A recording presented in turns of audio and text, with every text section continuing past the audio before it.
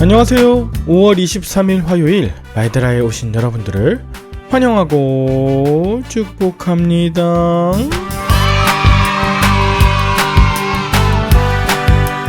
여러분은 무서워하는 것이 있으신가요?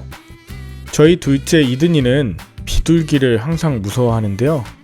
아파트 단지와 어린이집 근처에 비둘기가 다니고 있거든요. 그러다가 비둘기가 오면 제가 옆에 있지만 그냥 무서워하고 기겁을 합니다. 처음에는 제가 옆에 있는데도 비둘기를 무서워하는 이든이를 보면서 웃기기도 하고 또 한편으로는 저를 못 믿나 싶었는데요. 그러다가 이든이한테 비둘기가 다가올 때 소리를 내면서 한 발에 크게 쿵 하고 찢는 방법을 알려주었습니다. 그 후로 이든이는 비둘기를 보면 그저 소리를 지르며 쿵쿵 한 발에 찍으며 비둘기 쫓기에 바쁩니다. 그러다가 멀리 비둘기를 도망치게 하다가 저와 멀어지면 놀래서 서둘러 돌아옵니다. 돌아온 이든이에게 괜찮냐고 잘했다고 다시 해보자고 전하는 저를 보면서 나 역시 하나님의 말씀으로 충전된다면 또다시 어떤 비둘기라도 맞이할 수 있겠구나. 그런 마음으로 오늘의 말드라를 여러분에게 선물합니다. 오늘 이 말드라가 여러분에게 위로와 격려, 힘이 되는 그런 말씀이 되길 바라는 마음 담아 오늘의 말드라를 힘차게 시작해 보도록 하겠습니다. 자, 출발!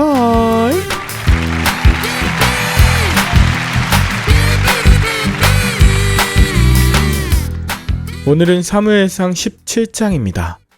오늘 본문은 이전에 요나단 덕분에 대승을 거둔 후에 잠잠하던 블레셋이 유다 지역으로 쳐들어오는 장면이 나와요. 사실 이번 전투는 하나님께 버림받은 왕 사울과 이제 새롭게 이스라엘 왕으로 선택받은 다윗이 함께 맞이한 첫 전투이며 두 사람이 어떻게 각각 전투에 임하는지 그 모습을 대조하면서 보여줍니다. 사울과 다윗은 거인 골리앗을 만났지만 반응은 완전히 달랐어요.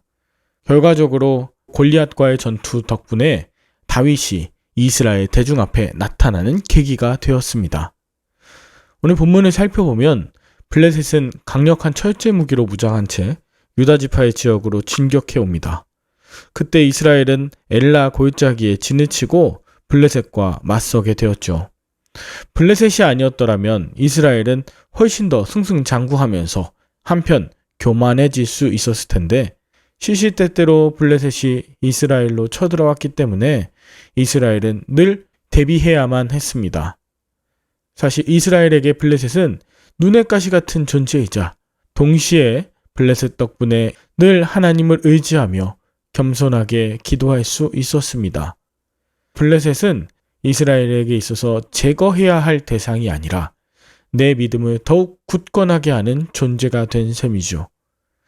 게다가 블레셋의 장수 골리앗이 싸움을 걸어옵니다. 그는 키가 6규빗 한 뼘으로 약 3m 정도 되고 600세겔 즉 7kg 정도 되는 철창을 든 엄청난 힘과 지혜를 겸비한 자였습니다. 우리는 흔히 골리앗을 무식하고 힘만 세며 덩치가 크고 둔한 자였을 거라고 평가절하하지만 아닙니다. 아낙 자손, 거인족이었던 이들은 굉장히 지혜롭고 날렵한 그런 용사들이었습니다. 그렇기 때문에 블레셋의 장수 골리앗이 이스라엘을 조롱하고 놀려대도 사울 왕은 겁쟁이가 되어 장막 안에서 떨고 있었을 뿐 아무런 대답도 하지 못했고 이스라엘 백성들도 그저 두려움에 떨고 아무 대꾸하지 못했습니다. 하나님의 영으로 충만했던 사울과 완전히 대조되는 모습입니다. 게다가 이스라엘도 이전에 인간 왕해달라고 그렇게 외치지 않았습니까? 결국은 이스라엘 왕이 자신들을 전혀 보호해주지 못하는 것을 보면서 철저하게 하나님 한 분만 신뢰해야 함을 다시 한번 깨닫게 하죠. 그리고 이런 어려운 상황에 다윗이 등장합니다. 다윗은 이전 16장에서 왕으로 선택되어 기름 부음 받았었지만 여전히 집안의 막내이자 전쟁에 나가지도 못하고 그저 양이나 치며 심부름을 하는 소년에 불과했어요. 골리앗이 40일 동안이나 이스라엘을 조롱하고 있었을 때 다윗은 그 40일 동안 양을 치고 있었습니다. 그런데 아버지가 형들에게 주라고 하는 양식 가져다주는 심부름 덕분에 전선에 나왔다가 골리앗이 이스라엘을 조롱한다는 이야기를 들은 다윗은 하나님의 군대를 모욕하는 소리에 굉장히 분노했습니다. 왜냐하면 하나님께서는 이미 블레셋의 다곤신을 넘어뜨리셨고 블레셋을 독종으로 심판하셨으며 우레로 블레셋을 치신 여호와 하나님 아니셨습니까? 그런데 이스라엘은 이것을 다 잊고 이 전쟁이 여호와와 전혀 상관없는 듯 여기며 두려워하기만 했던 것이죠. 이때 하나님의 영으로 사로잡힌 다윗은 하나님께서 이런 블레셋을 그냥 둘 리 없다며 하나님이 주시는 승리와 그의 나라를 꿈꿉니다. 재밌는 것은 골리앗에게 압도당한 다윗의 형들, 오히려 그런 다윗을 무시하며 골리앗을 경외했습니다. 자신에게 먹을 것을 주러 온 동생 다윗을 전쟁 구경하러 온 자라며 악하고 교만한 자로 몰았습니다. 능력이 없는 것을 넘어 대안 없는 비난을 일삼는 형들의 못난 모습을 통해 그들은 하나님을 의지하는 믿음도 동생을 지키는 의리도 없는 것이 드러난 셈입니다. 그러나 다윗은 사울왕 앞에 나아가면서도 당당했고 오히려 낙담하시지 말라고 전하며 자신의 몸에 맞지 않는 사울의 갑옷과 투구, 칼이 아니라 평상시 양을 칠 때 자신을 통해 사자와 곰을 쳐서 이기게 하신 하나님을 신뢰하며 매끈한 물맷돌 5개를 들고 나아가고 있습니다. 일상에서 다져진 그의 신앙이 골리앗 앞에 담대하게 서게 한 것입니다. 그리고 자신을 개 취급하냐며 자존심 상해하는 골리앗에게 달려가 물매로 돌을 던져 그 돌이 골리앗의 이마에 정확하게 박혔습니다. 여러분 한번 상상해 보십시오. 이 매끄러운 돌이 이마에 박혔다라고 하는 것을 통해 이건 인간의 능력이 아니구나. 바로 혼과 영과 심령과 골수를 찔러 쪼갠 하나님 말씀의 능력이구나라는 것을 알 수 있습니다.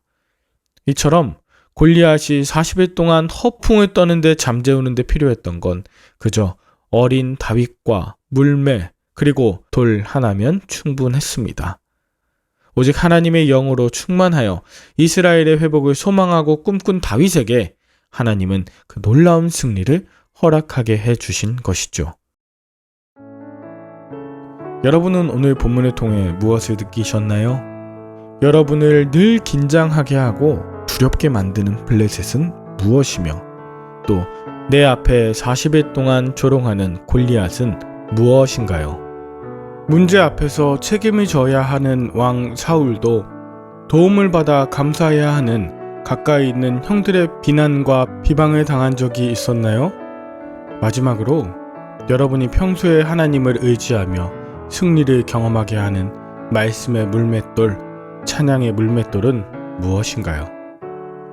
하나님은 우리가 사울 때문에, 형들 때문에, 골리앗 때문에 오히려 하나님을 의지하며 하나님의 도구로 쓰임받길 원하십니다. 저와 여러분들 앞에 어려운 문제와 상황에 하나님만 높임 받으시길 축복하는 마음 담아 함께 기도할까요? 하나님 아버지, 때로 우리는 나의 앞에 있는 다양한 문제와 상황 앞에서 두려워합니다. 과거의 하나님의 영광과 말씀을 잊을 때도 있습니다.